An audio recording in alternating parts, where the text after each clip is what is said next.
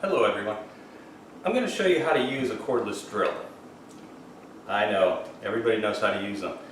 The modern cordless drill has so many features that nobody knows about. I thought I'd go over it with you today. Let's just talk about some of the items on the drill first off, and then we'll delve deeper into it. It has a belt clip. That's fantastic for working around on the job site. It's fantastic for climbing up a ladder. If you have a tool cart, you can put a small little bracket and just hang it over the side of it. Very handy. And if you don't like it, it's just a Phillips screw and it comes right off. They have a battery life indicator, and as you can see, this one's out of juice. 4 is fully charged, 1 is just about ready to die. If you just slightly squeeze the trigger, you turn on a flashlight. That's really handy. I've done this just getting around in the dark. And what's really wonderful is if you squeeze the trigger, that's aimed up at the tip of the bit. Very handy. Let's look up here. This is the transmission. It has a low and a high, and some even have a third gear. We'll talk more about that. This is a clutch ring. We'll talk more about that. And this is a keyless chuck. Years ago, you used to have to use a tool like this on a drill chuck. Okay? Very handy. It has an extra place for carrying an extra bit, which is really handy because sometimes when you're working, you're going to break a bit. Let me just talk one last thing. This little plate right here has a number right here, a model number. If you'll put your model number in on the internet, you can pull up the manual for your drill.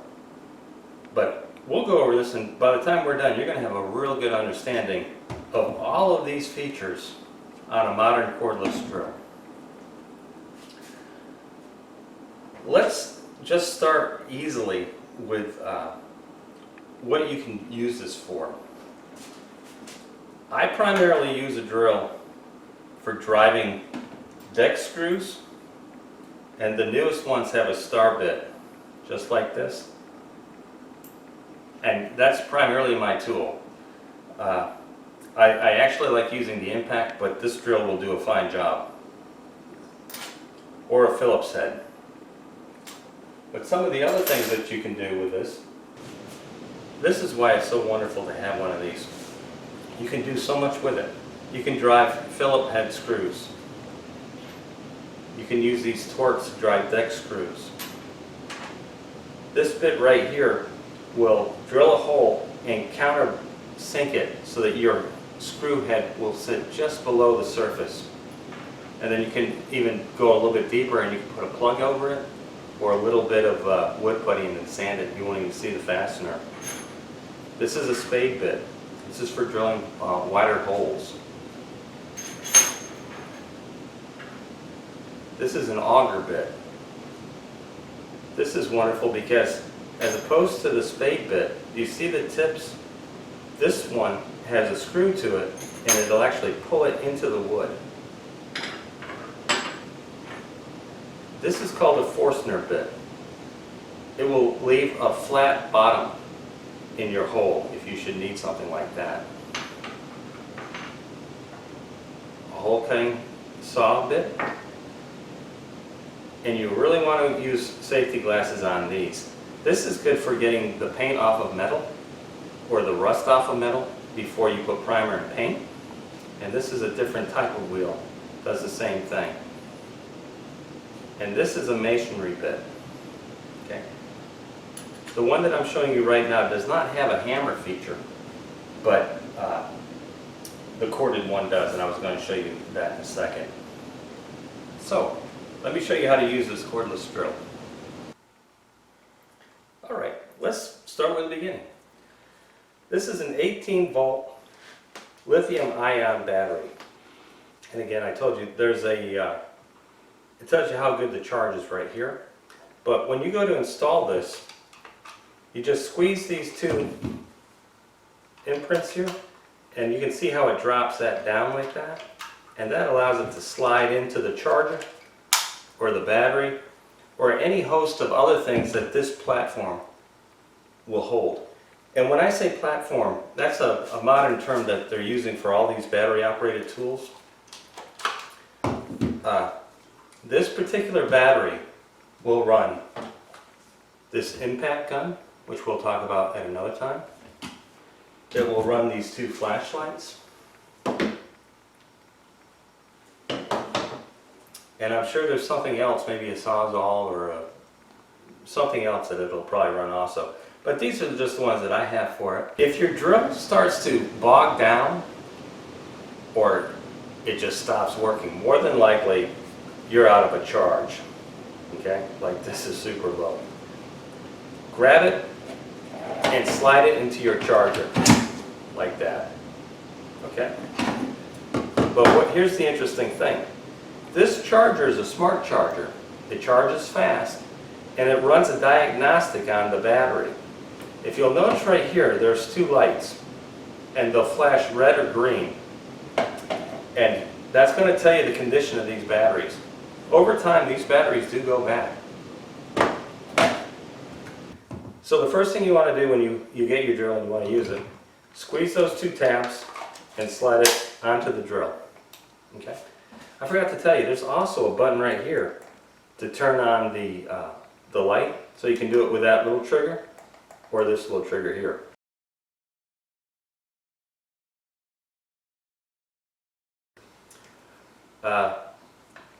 There's a timeout feature on that light, so you don't have any control of shutting it off. So let's begin with the drill, how to use it. Just grasp it here and the chuck right here. See that? And it's a 1/2 inch chuck, so you can really run some big bits into this. Now you'll see a lot of people put their fingers around this and ride that in or ride it out. They tell you not to. I've been using these for a long time. I never ride it in. I just plug it in, and I'm more concerned with getting this centered. I've had these chucks where the bit's not centered before. Now I feel a lot more comfortable just using my fingers. It's just a second or two longer, and that's what I do.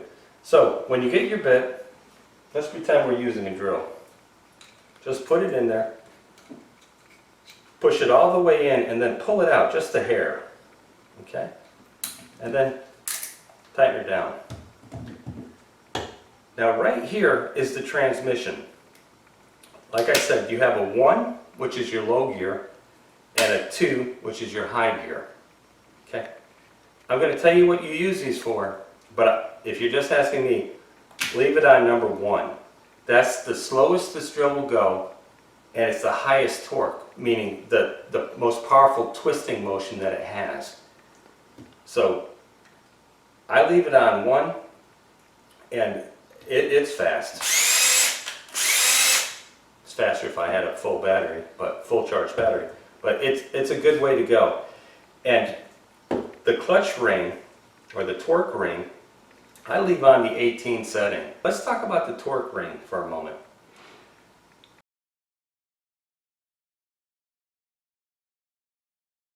This is the clutch. So a setting between 1 and 4 are good for small screws. Okay? You can test it out a little bit, but it's to make sure that you don't drive them too far in. Now, for settings 5 through maybe 8, that's for driving screws into soft materials, pine and that kind of stuff. Now, if we were going to be doing screws into soft and hardwood materials, you want to go from 9 to maybe 12. Okay? Now, driving screws into hardwood is between 13 and 16. Okay? And 17 through 22 is for driving large screws.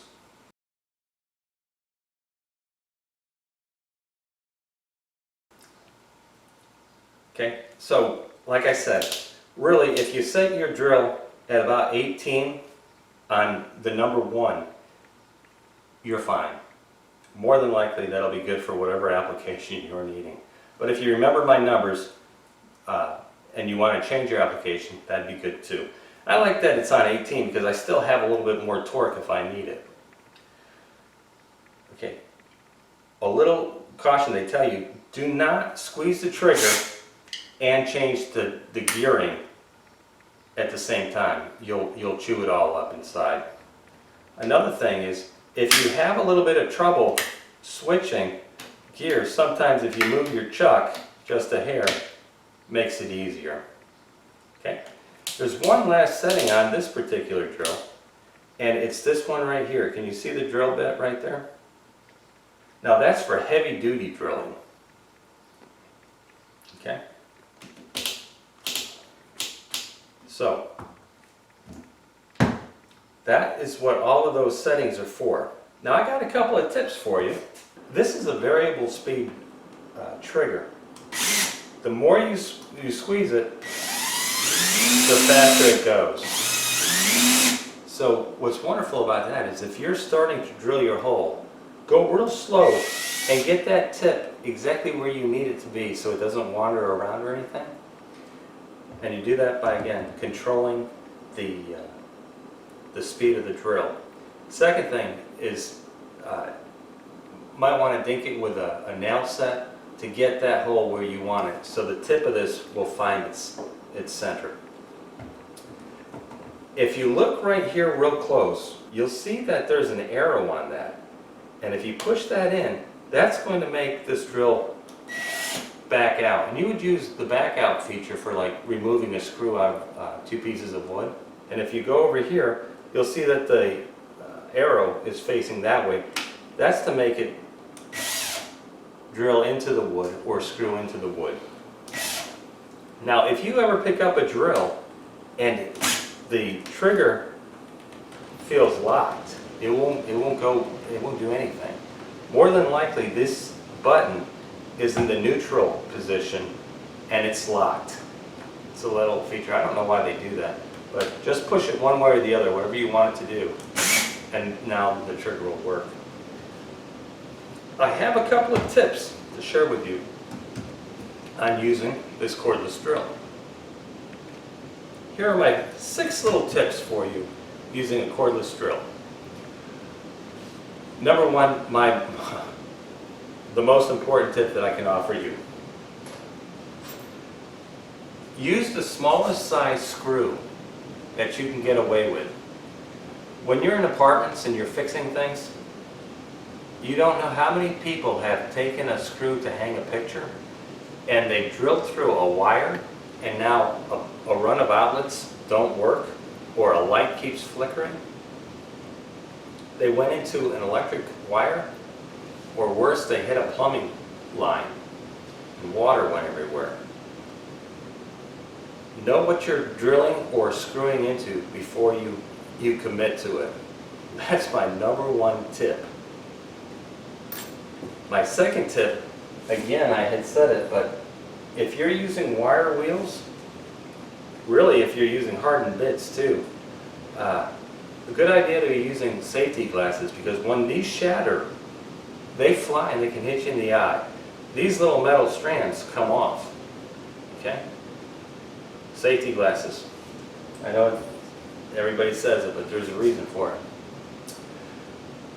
My next tip is for cutting metal. When you're drilling metal,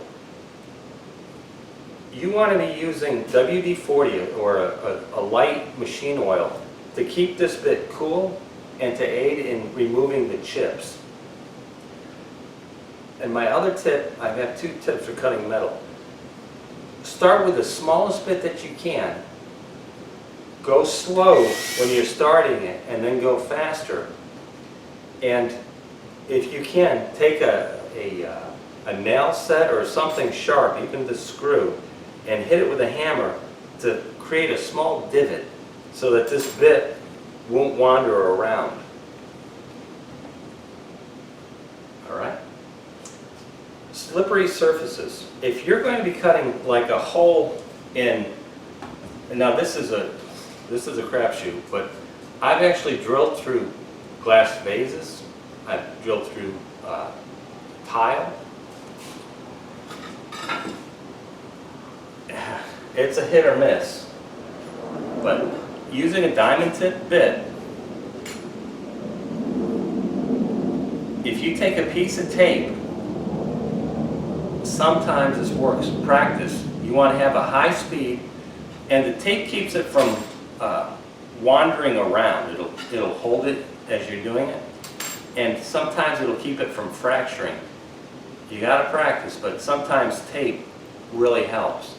I've also used water to try to cool a bit down, but there's a glass cutting tip bit for doing ceramic or glass.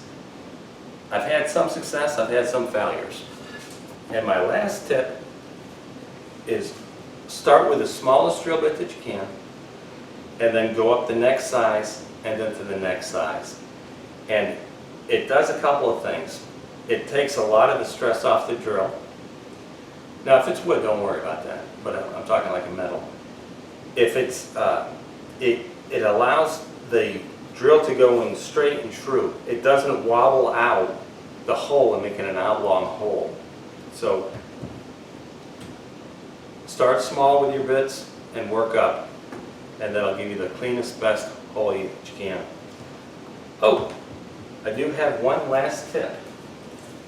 If you're drilling holes in material or using a hole saw, and the backside is going to be important. When you punch through something, you're going to get all those wood fibers to go out like that. Okay? To prevent that from happening on the good piece, say this is the piece that I'm drilling, right? Put a backer board, and this will take the tearing, and this will show a good end on both sides. Okay? So if both sides count, put a backer board behind it. Guys, that's all there is to these drills. I'll catch you on the next one.